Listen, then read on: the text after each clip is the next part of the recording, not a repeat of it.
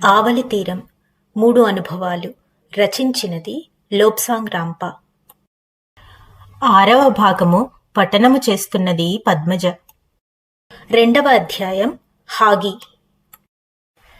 ఇప్పుడు రాంపాగారు చెబుతున్న మరొక వ్యక్తి యొక్క మరణానంతర జీవితం తెలుసుకుందాం. అతని పేరు హాగి మ్యాక్ వోగ్ వాషర్. ఒక పెద్ద ఫ్యాక్టరీ ప్రెసిడెంట్. ప్రస్తుతము అతను ఏ నొప్పితో బాధపడి అయితే తన తండ్రి మరణించారో అదే ఛాతీలో నొప్పితో అతను బాధపడుతున్నాడు. హాగి తల్లిదండ్రులు ఐర్లాండ్ నుంచి చాలా ఏళ్ల క్రితమే కెనడాకు వచ్చి స్థిరపడ్డారు. వాళ్ళు నిజానికి యూదులు, కానీ వలస వచ్చిన క్రిస్టియన్ క్యాథలిక్కులుగా చలామణి అవుతున్నారు. ఐర్లాండ్లో ఉన్నప్పుడు వాళ్ళది నగల వ్యాపారం. ఇక్కడికొచ్చి ఇక్కడ ప్రజల నమ్మకాన్ని బట్టి రంగురాళ్ల వ్యాపారం, అంటే రకరకాల రంగురాళ్లు ల్యాబ్లో ప్రాసెస్ చేసి వాటికి మెరుపు తెప్పించి షోరూంలో అమ్మడం మొదలుపెట్టారు. అది అద్భుతంగా అభివృద్ధి పొంది కొడుకైన హాగి బిజినెస్లోకి వచ్చేటప్పటికి తండ్రి మోజెస్ దాన్ని ఒక పెద్ద ఫ్యాక్టరీగా అభివృద్ధి చేశాడు. ఛాతీలో విపరీతమైన నొప్పితో బాధపడుతూ హాగి తండ్రిని గుర్తు చేసుకుంటున్నాడు. సిలేషియాలో ఉంటూ నిజాయితీపరుడుగా పేరు తెచ్చుకున్న మోజెస్ రష్యన్లు వాళ్ల ఊరి మీద పడి ఇతని ఇంటిని బిజినెస్ ను మొత్తం దోచుకోగా బ్రతుకు జీవుడా అంటూ కెనడాకి పారిపోయి వలస వచ్చి ఇక్కడ బోలెడు లాభాలు దండుకుని విపరీతంగా సంపాదించాడు మోజెస్. ఆ సాయంకాలం సెక్రటరీ సహాయంతో మోజెస్ కారులో ఇంటికి చేరుకున్నాడు. మంచి ధనవంతుల ఇల్లు, దేనికి లోటు లేదు. ఇంటికి చేరగానే అతని భార్య కంగారు పడి అతనికి సేద తీర్చసాగింది. మోజెస్, నువ్వు బాగా అలసిపోయావు, మనం కాస్త ఎటైనా వెళ్లి విశ్రాంతి తీసుకుందాం అని చెప్పి అతనికి త్రాగడానికి డ్రింక్ కలిపి ఇచ్చింది. డ్రింక్ తాగుతూ మోజెస్ తన సందేహాలను వెల్లుబుచ్చాడు. ఆయనకి పెద్ద అనుమానం ఏమిటంటే వాళ్ళది నిజానికి యూదు మతం, కానీ మనుగడ కోసం క్యాథలిక్ మతం పుచ్చుకున్నాడు. ఇప్పుడు చావు దగ్గర పడింది. అతని మనసులో ఎన్నో అనుమానాలు. మళ్లీ యూదుల మతంలోకి వెళ్లిపోదామా అన్న ఆలోచన, కానీ ఇప్పుడెలా వెళ్లడం అన్న సందేహం. కాసేపటికి మోజెస్కి మళ్లీ ఛాతీలో నొప్పి మొదలయ్యింది. తీవ్రంగా ఉంది. భార్యతో మళ్లీ గుర్తు చేసుకున్నాడు. వాళ్ళు కెనడాకి ఎలా వచ్చింది, ఎలా కష్టపడింది. ఈ చివరి సమయంలో మోజెస్కి తమ పూర్వ యూదు మతంలోకి మారిపోవాలనిపిస్తోంది. భార్య వద్దంది. ఇప్పుడెలా మారడం మోజెస్? ఇన్నేళ్ల తర్వాత మళ్లీ మనం పూర్వీకుల దగ్గరికి వెళ్లనూ లేము, మతం మళ్లీ మార్చుకోనూ లేము. ఫ్యామిలీ డాక్టర్ జాన్సన్ కు ఫోన్ చేసిందామె. 10 నిమిషాల్లో డాక్టర్ జాన్సన్ వచ్చి తన పాత పేషెంట్ ని చెక్ చేశాడు. మళ్లీ హార్ట్అటాక్ వచ్చిందని చెప్పాడు. మోజెస్ ను చూసుకోవడానికి నర్సుల్ని పంపిస్తానన్నాడు. తరువాత మిస్సెస్ మోజెస్ ను పక్కకు పిలిచి, పరిస్థితి సీరియస్ గా ఉంది, మీ అబ్బాయిని పిలిపించండి, ఆఖరిసారి చూసుకుంటాడు అని చెప్పాడు. ఆమె సరేనంది. ఇంతలో మళ్లీ భర్త పిలిచాడు. యూదుల మత గురువును పిలిపించమన్నాడు.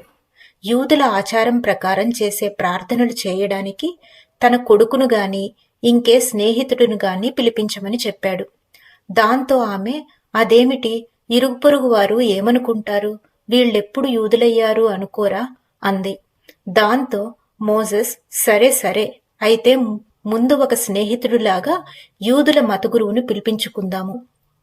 ఆయన వెళ్లిపోగానే క్యాథలిక్ ఫాదర్ని పిలిపించుకుందాము. అప్పుడే నేను ప్రశాంతంగా చనిపోగలను, స్వర్గానికి వెళ్లగలను అన్నాడు. వాళ్ళావిడ కొడుకు హాగీకి ఫోన్ చేసి రమ్మన్న సంగతి చెప్పింది.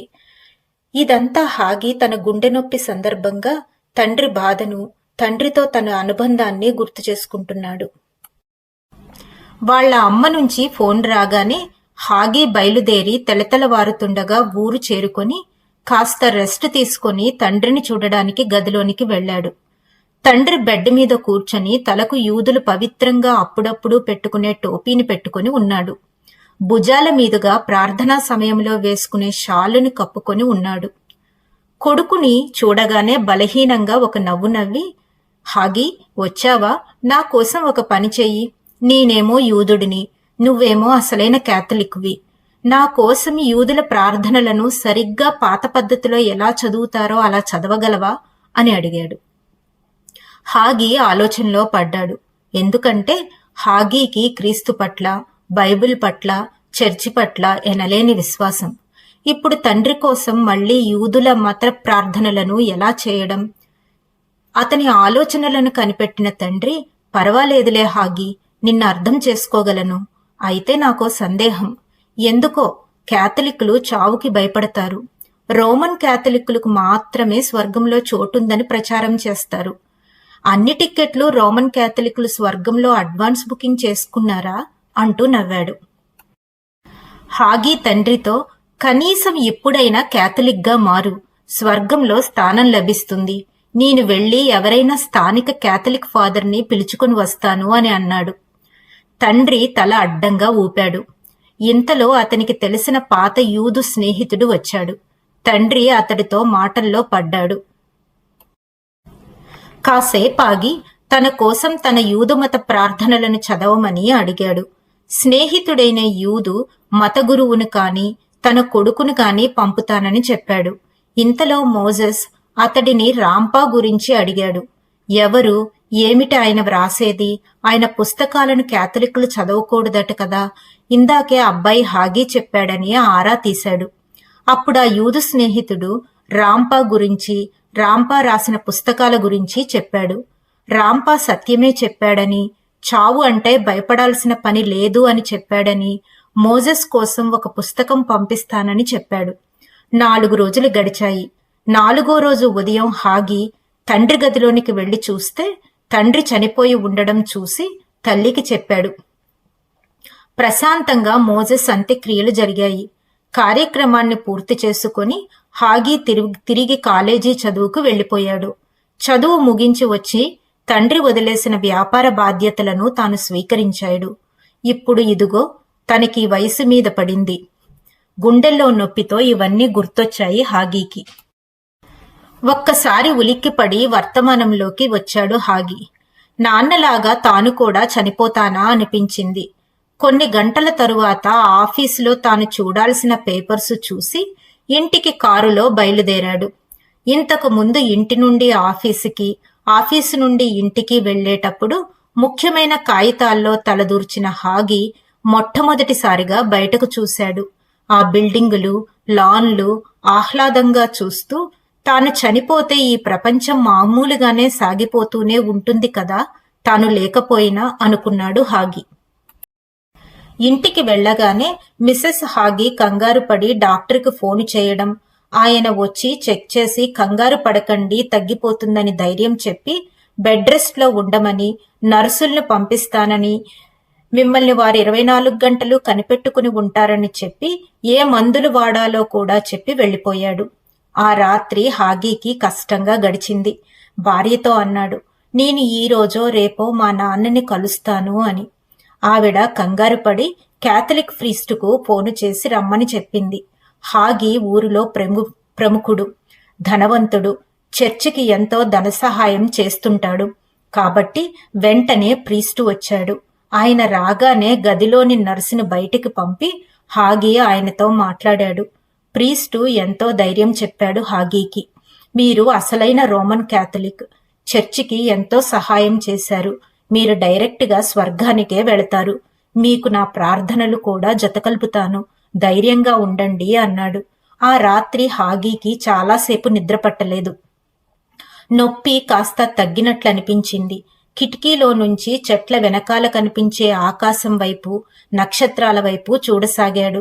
తన చిన్నతనం, తనకు చర్చి ఫాదర్స్ చెప్పిన విషయాలు, తన తండ్రి యూదు మతంలో పుట్టి సోషల్ స్టేటస్ కోసం మతం మార్చుకోవడం అంతా గుర్తుకు రాసాగింది. క్యాథలిక్కులు తప్ప వేరేవారు స్వర్గంలో ప్రవేశించజాలరు అన్న సంగతిని పదే పదే బోధించిన వైనం ఆయనకు గుర్తొచ్చాయి. ఎన్నో వేల సంవత్సరాలుగా భూమి మీద మనుషులు ఉన్నారు కదా, మరి క్రిస్టియానిటీకి పూర్వం ఉన్న మనుషులంతా చనిపోయి ఎక్కడికి వెళ్ళినట్లు? అయోమయంగా అనిపించింది. ఎప్పటికో నిద్ర పట్టింది. ఆ తరువాత కొద్ది రోజుల్లోనే హాగి కోలుకున్నాడు. డాక్టర్ వచ్చి సంతృప్తిగా తల ఊపి, మిస్టర్ హాగి, మీరు బాగా కోలుకున్నారు. ఇక కొద్ది రోజుల్లో మీరు మీ భార్యతో కోరుకున్నట్లు ఎక్కడికైనా విశ్రాంతి కోసం వెళ్ళవచ్చు. ఏ ఊరెళదామనుకుంటున్నారు అన్నాడు. హాగీకి ఏ ఊరు వెళ్లాలని లేదు. బాగా అలసిపోయినట్లు అనిపిస్తోంది. డాక్టరు, నర్సు, తన భార్య అంతా చెబుతున్నారు బాగా కోలుకుంటున్నాడని. కాని హాగీకి నొప్పిగా లేకపోయినా ఛాతీలో ఏదో సరిగా లేదు అనిపిస్తోంది. అది ఏమిటో తెలియడం లేదు హాగీకి. చర్చి ఫాదర్ కూడా అన్నాడు, దేవుడి దయవల్ల మీరు కోలుకుంటున్నారని. డాక్టర్ గారు చెప్పినట్లు ఇక బెడ్ నుండి దిగవచ్చు అనిపించింది హాగీకి. నెమ్మదిగా మంచం దిగి కిటికీ దాకా నడిచి తొంగి చూశాడు. ట్రాఫిక్ ని, మనుషులను చూసి క్రిందికి వెళ్లాలనిపించింది. నెమ్మదిగా తలుపు వైపు నడిచి తలుపు తీసి మెట్ల మీద కాలు పెట్టాడు. 1, 2, 3 సడన్ గా భయంకరమైన నొప్పితో గిలగిలలాడిపోతూ గట్టిగా అరచి మెట్ల మీదుగా జారి పడిపోయాడు హాగి. అదృష్టవశాత్తు అప్పుడే డాక్టర్ లోపలికి అడుగు పెడుతున్నాడు. హాగీ భార్య, నర్సు పరిగెత్తుకుంటూ వచ్చారు. హాగీకి ఏవేవో గుసగుసలుగా వినపడుతున్నాయి. Car horn. అర్థమయ్యింది, తనను అంబులెన్స్ లో పడుకోబెట్టి హాస్పిటల్లోకి తీసుకుని వెళుతున్నారని. అంబులెన్స్ లో హాస్పిటల్లోకి చేర్చటం, రిసెప్షన్ లో ఫార్మాలిటీస్లు పూర్తి చేసి హాగీని ఇంటెన్సివ్ కేర్ యూనిట్ లో చేర్చడం జరిగిపోయింది. కొన్ని రోజులు ఇంటెన్సివ్ కేర్ యూనిట్ లో ఉంచి బ్లడ్ టెస్ట్లు, ఎక్స్రేలు వగేరాలు ఎన్నో చేశారు. కొద్ది రోజుల తరువాత పరిస్థితి కాస్త మెరుగవటంతో అక్కడ నుండి ఇంకొక రూంలోకి మార్చారు హాగీని. హాగీ కోలుకుంటున్నాడని అనుకుంటున్నారు డాక్టర్లు. ఆ రోజు రాత్రి హాగీ భార్యకు హాస్పిటల్ నుంచి ఫోన్ వెళ్ళింది.